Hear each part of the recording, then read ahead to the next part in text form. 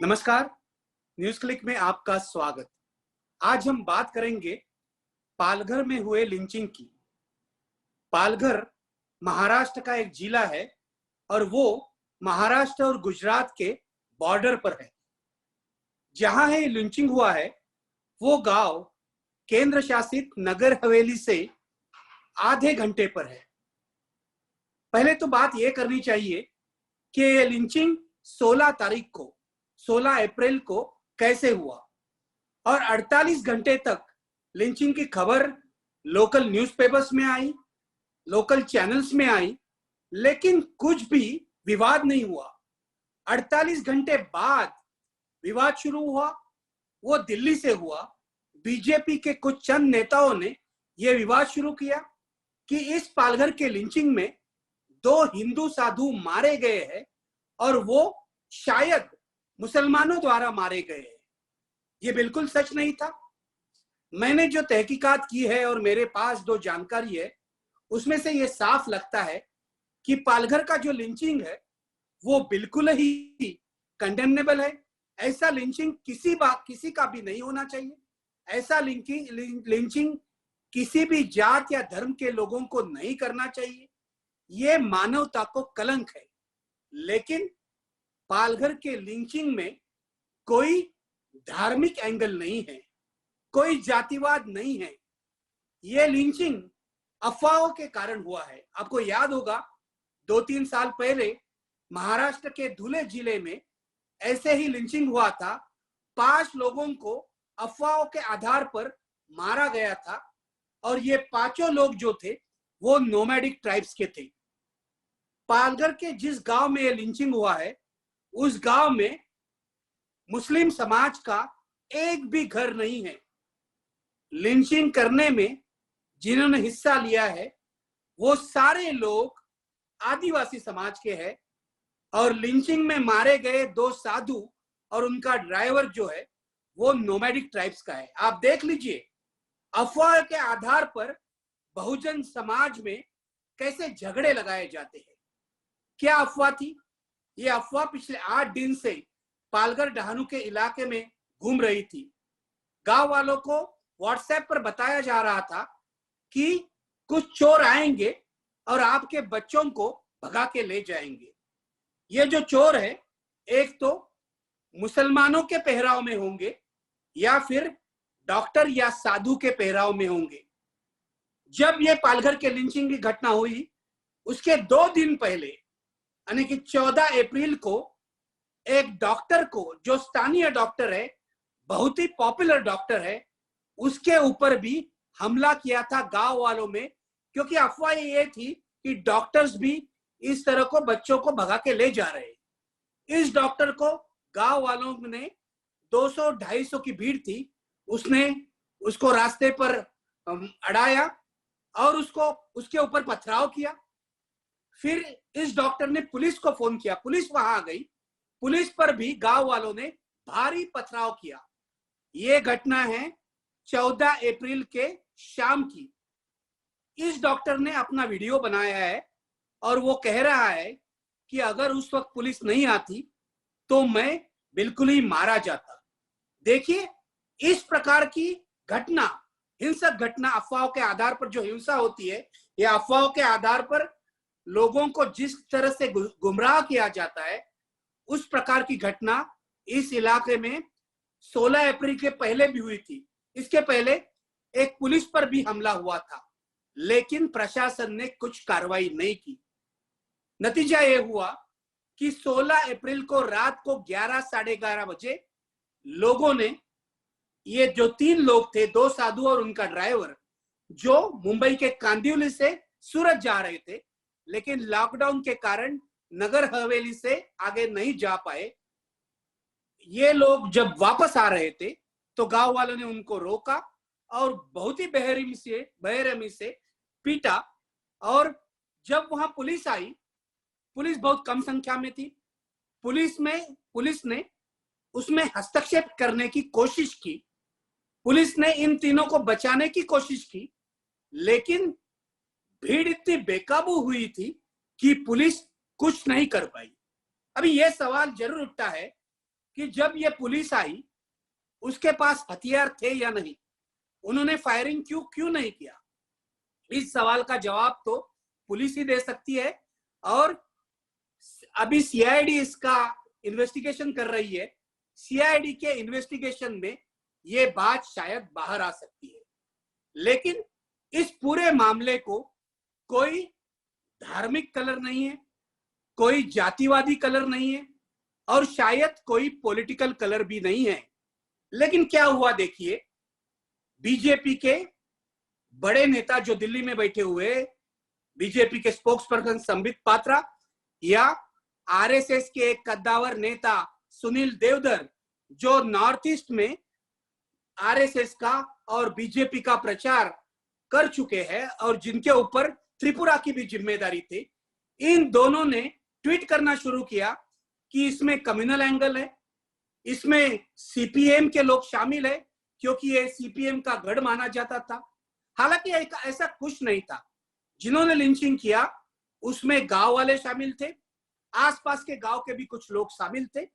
Police ने आज तक 110 लोगों को गिरफ्तार किया है और महाराष्ट्र सरकार ने इन लोगों के नाम भी बुरी तरह से पब्लिक कर दिए हैं। इसमें एक भी मुसलमान का नाम नहीं है।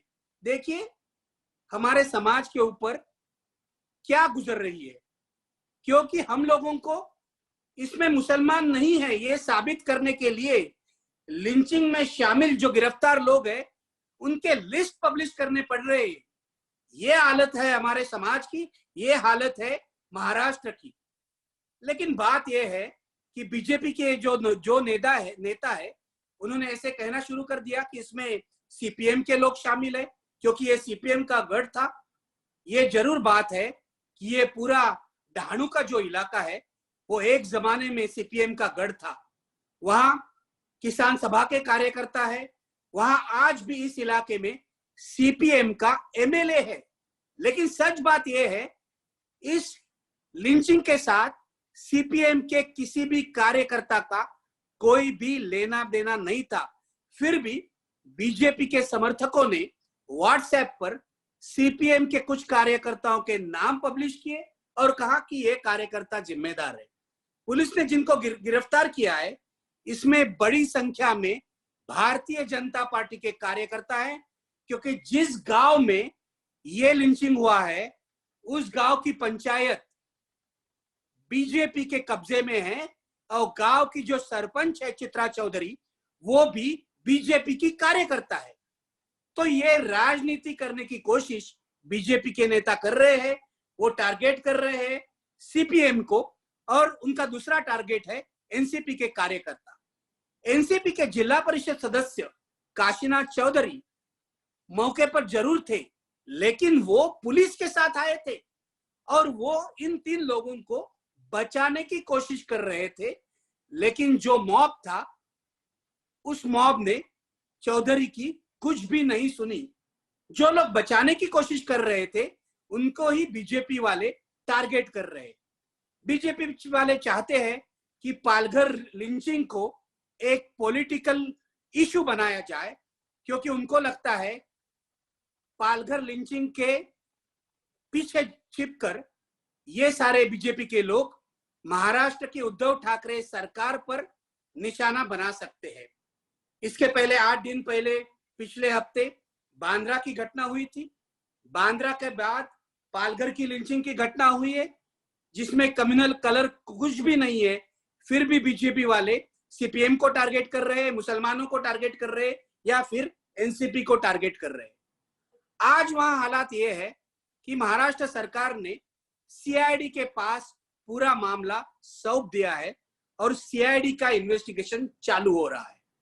लेकिन बात यहां तक नहीं रुकती। मेरा कहना यह है कि आप खोजिए, किसी भी लिंचिंग की केस को खोजिए, इन्वेस्टिगेट कीजिए। अफवाहों के आधार पर लिंचिंग की पूरी कहानी शुरू होती है। और मेरा सवाल यह है, पिछले साल मैंने एक वीडियो भी बनाया था न्यूज क्लिक के लिए, उसने भी मैंने यही सवाल पूछा था, अफवाहों की ये राजनीति किसने शुरू की है? आपको मानना पड़ेगा ये सारी राजनीति बीजेपी के लोगों ने, बीजेपी के समर्थकों ने, मोदी जी के भक्तों ने और जो हिंदुत्ववादी राजनीति करना चाहते हैं, इन सारे लोगों ने शुरू की है। आप देखिए, जो पालघर का या डहाणू का इलाका है, इसमें भी कई सालों से क्रिश्चियन मिशनरी काम कर रहे थे। यहाँ के जो आदिवासी है, उनको कन्वर्ट करने की कोशिश कई साल पहले हुई। इनको जवाब देने के लिए इस इलाके में राष्ट्रीय स्वयंसेवक संघ की संस्था, विश्व हिंदू परिषद और वनवासी कल्याण आश्रम ने भी काम शुरू किया। जब से वनवासी कल्याण आश्रम ने यहाँ काम शुरू किया है, तब से आदिवासियों को हिंदू बनाने की कोशिश की जा रही है। पिछले 7-8 साल में यहाँ का ये जो जातिवाद है, या आप कह सकते हैं कि कम्युनल पॉइजन जो है, इतना बढ़ गया है कि आदिवासी भी मुस्लिम विरोधी बात करने लगे। ये सबसे खराब बात है। इस तरह से अफवाह ये उठाते हैं, फिर अफवाह फैलाते हैं, आदिवासियों को गुमराह करते हैं, दलितों को गुमराह करते हैं, ओबीसी को गुमराह करते हैं। आज सबसे खराब बात यह है, जो ये लिंचिंग हुआ है, उसमें आदिवासियों ने नोमैडिक ट्राइब्स के 3 लोगों पर हमला किया है, जिनके दिमाग में जहर है। वो खुद को जो नेता कहलाते हैं, ऐसे हिंदुत्ववादी एक्सट्रीमिस्ट ये अफवाहें फैलाते हैं। ये मेरा आरोप है। इसलिए पालघर के लिंचिंग तक बात नहीं रुकती। हमें अखलाक के लिंचिंग से शुरू करना पड़ेगा और पालघर तक आना पड़ेगा। मैंने पहले ही कह दिया कि किसी भी लिंचिंग का समर्थन नहीं हो सकता। हर एक लिंचिंग का हमें निषेध करना चाहिए, लेकिन लिंचिंग के पीछे जो राजनीति है, वो भी हमें देखनी चाहिए। मेरा आखिरी मुद्दा ये है, पालघर के लिंचिंग के बारे में महाराष्ट्र के मुख्यमंत्री उद्धव ठाकरे ने ये साफ कर दिया कि ये जो लिंचिंग है, इसमें कोई कम्युनल बात नहीं है। फिर भी कुछ टीवी चैनल ऐसे हैं, जैसे कि अर्णव गोस्वामी का रिपब्लिक चैनल, उन्होंने पूरी तरह से टॉक शो किए और कांग्रेस पर हमला किया, सोनिया गांधी पर हमला किया, और यह बताने की कोशिश की कि जब हिंदू साथियों का लिंचिंग हो जाता है, तो सारे जो प्रोग्रेसिव लोग हैं या कांग्रेस जैसी जो पार्टियां हैं या लेफ्टिस्ट पार्टीज है, वो कुछ भी नहीं करती। आज महाराष्ट्र के कई जिले से अर्णव गोस्वामी के खिलाफ पुलिस कंप्लेंट हुई है। जब महाराष्ट्र सरकार ने यह पूरी तरह से स्पष्ट कर दिया था कि इसमें कोई जातिवाद नहीं है, कोई कम्युनल बात नहीं है, फिर भी अर्णव गोस्वामी जैसे एंकर इसमें भड़काने की कोशिश कर रहे। मेरा सबको आह्वान है कि पालघर का मामला जो है, वो बिल्कुल ही दर्दनाक मामला है, उसका निषेध करना चाहिए। लेकिन जिन लोगों ने अखलाक के इन लिंचिंग का निषेध नहीं किया, वो पालघर के मामले में, क्योंकि हिंदू साधु जुड़े हुए हैं, आगे आकर निषेध कर रहे हैं और हमें ही सवाल पूछ रहे हैं। मेरी सबको विनंती है कि पालघर का जो मामला है, उसकी तहकीकात पुलिस सीआईडी करेगी, लेकिन हम लोगों को आदिवासियों को टारगेट नहीं करना चाहिए। हम लोगों को इस मामले को लेकर मुसलमानों को टारगेट नहीं करना चाहिए, क्योंकि अगर एक एक मामले को लेकर एक एक धर्म या एक एक जाति को टारगेट किया जाता है, तो मुझे लगता है इस समाज में एकता कभी नहीं बनेगी। इसलिए पालघर मामले के बारे में जब हम सोचते हैं, तो हमें शांतिपूर्वक सोचना चाहिए, और ये जो पूरी तरह से प्रोपेगेंडा चल रहा है, कम्युनल प्रोपेगेंडा, उसका विरोध करना चाहिए। धन्यवाद।